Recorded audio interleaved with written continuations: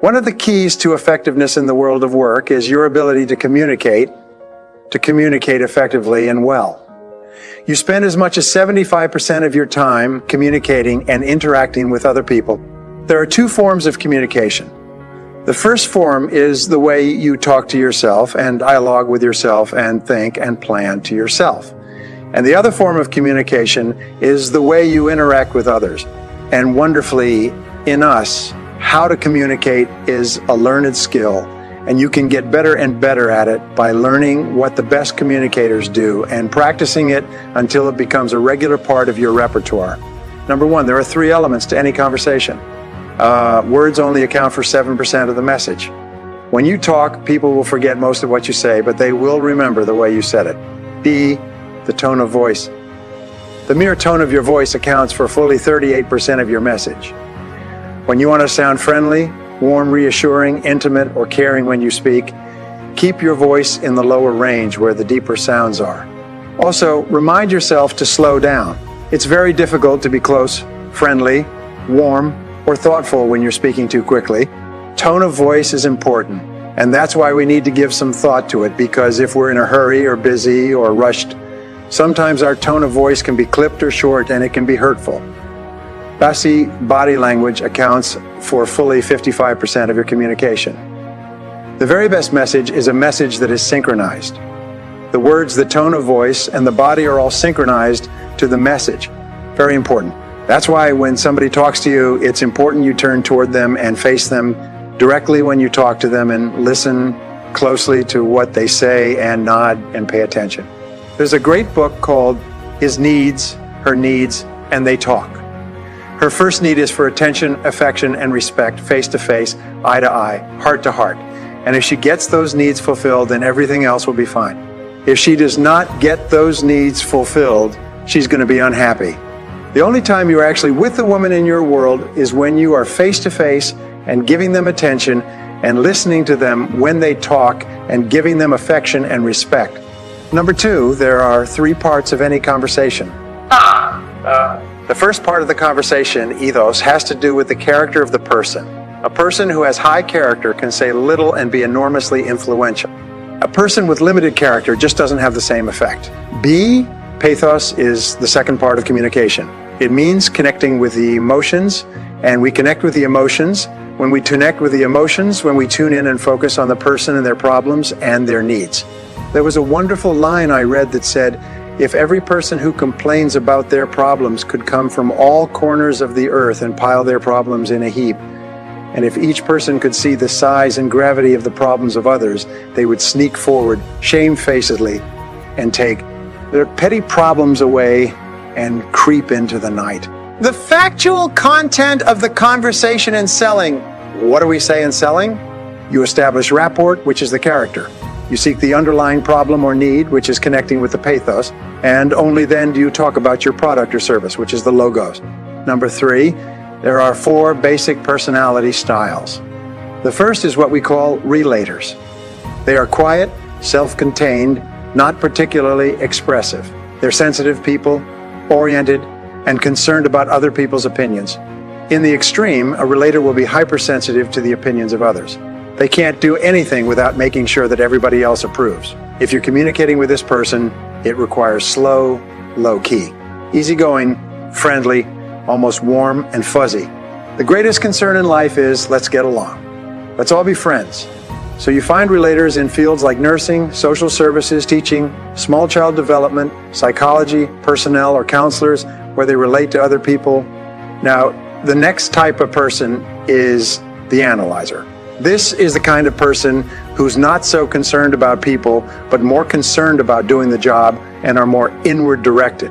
Their primary concern is, let's be accurate.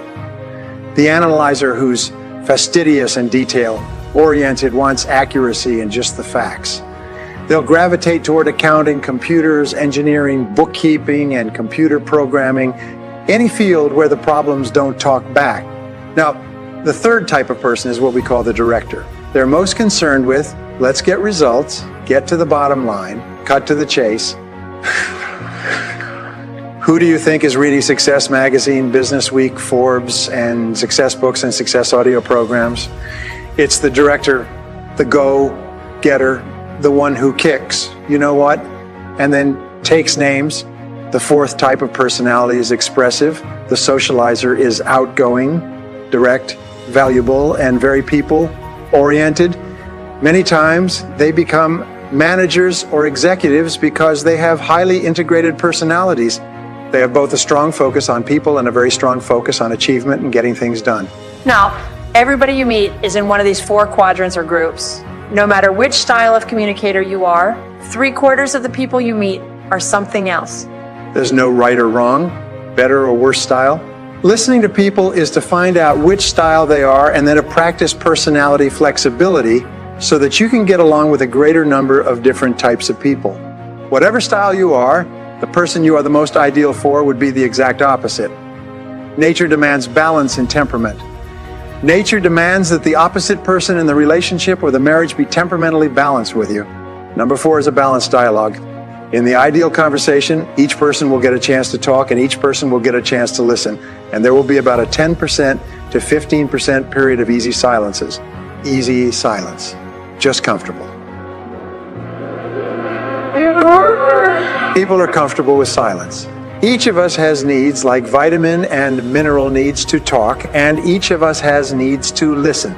However, some people will have 70% of the time they need to talk, and the other person 70% of the time they need to talk, and so they're always clashing because they're both trying to get their talking out. The worst of all is when incompatibility sets in a relationship and both of them only need to talk 10 or 15% of the time, and then there's vast gaps of uncomfortable silence. This is where the two people really don't have very much in common anymore.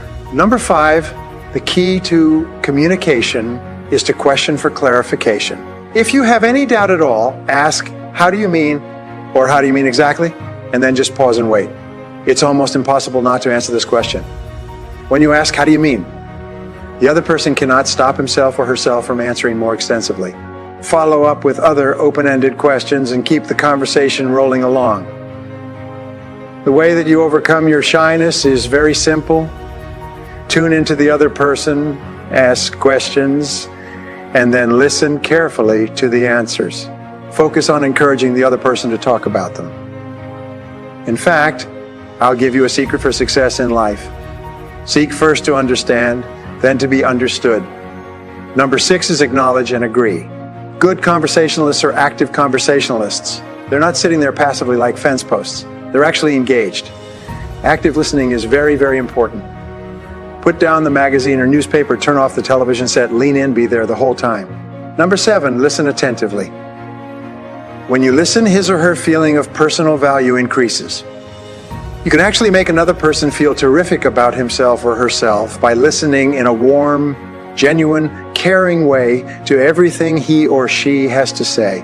The more each listens to the other, the more positive and happy each of them feels, and the stronger becomes the bonds of affection between them. Now, the opposite of listening is ignoring. The fastest way to turn a person off, to hurt their feelings, and to make them feel slighted and angry is to simply ignore what they're saying or interrupt them in the middle of a thought. Men are 95% more likely to interrupt a woman than a woman is to interrupt a man. The more you listen to another person, the more he or she trusts you and believes in you. Number 8 is for you to paraphrase the speaker's words in your own words. By paraphrasing the speaker's words, you demonstrate in no uncertain terms that you are genuinely paying attention and making every effort to understand his or her thoughts or feelings. This is where you really prove that you are really listening. So paraphrase it in your own words. Take the time to paraphrase and rethink about paraphrasing while you're listening, and you'll always be a better listener. Number 9 is pause before replying. When you pause, you accomplish 3 goals simultaneously. First, you avoid running the risk of interrupting if the other person is just catching his or her breath before continuing. The second benefit is that you show the other person that you are giving careful consideration to his or her words by not jumping in with your own comments at the earliest opportunity. The third benefit of pausing in conversation is that you will actually hear the other person better. By pausing, you mark yourself as a brilliant conversationalist. All successful people are excellent communicators. So how do you communicate more effectively with others? Now, the first one is a profound communication principle. Be impeccable with your word. What that means is to speak with integrity, which means to say what you mean and mean what you say. Words have the power to create or destroy, so it's a good idea to choose your words carefully and consider their impact before you put them out there in the world. Before you speak or write, I want you to ask yourself these 4 questions. Is it necessary? Is it true? Is it kind? And is it helpful? You know, when you say frivolous, untrue, mean or unhelpful things, it doesn't create a sense of trust or connection in the other person you're communicating with. A lot of people are very careless with their language. The words you use either lift up your energy, make you more creative, or deny your talents. The words you use could reduce your energy. Look at the great business builders, humanitarians, and many of the great artists. They were so careful with their words, and their words lifted people up. They used the language of leadership. The words you use really are like a context or a framework or a stained glass window on the way you see the world. You see the world through a lens, and your language forms that lens of belief. The way you build yourself, architecture, and the way you see yourself in the world is in part through your words. If deep down inside you're coming from scarcity and think, you know what? I'll never have more than the salary that I'm making. Well, then you're not going to go start the big business or read books on financial mastery, because deep inside you would say, what would be the point?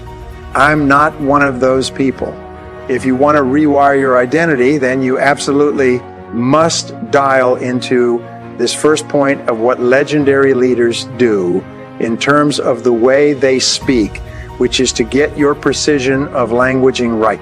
How did the great military generals get their armies to go out there on fire? It was through their words. Your words to yourself are world class, and also the words you use to your team, to your customers, to your loved ones. So incredibly important. And this leads me to the next communication skill that's probably the most critical skill for everyone on the planet to master, and that is the skill of effective listening. Now, the undeniable truth is we pretend we're listening, but we're really just thinking about what we're going to say next. We're so worried about getting our point across, we pay very little attention to what the other person is trying to say. If you aren't really listening and responding to what the other person is actually saying, ultimately, all you're really doing is having a conversation with yourself.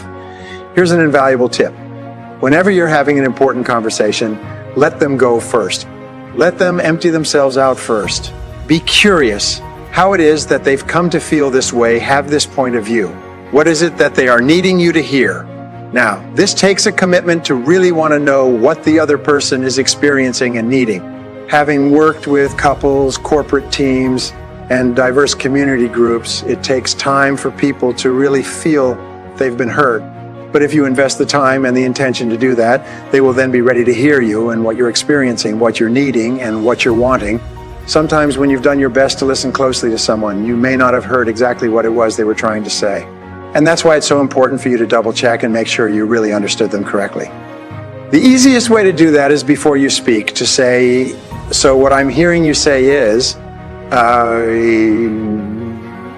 and then repeat back to them what you think they were saying, what they meant to say, and then give them the opportunity to clarify any misunderstandings that you might have before you respond to them.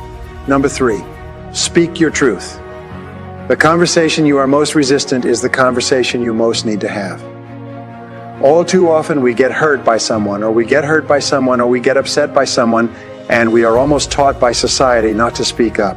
And a lot of us, we think, well, we could lose the relationship and end up alone. It's almost like non-communication born of fear.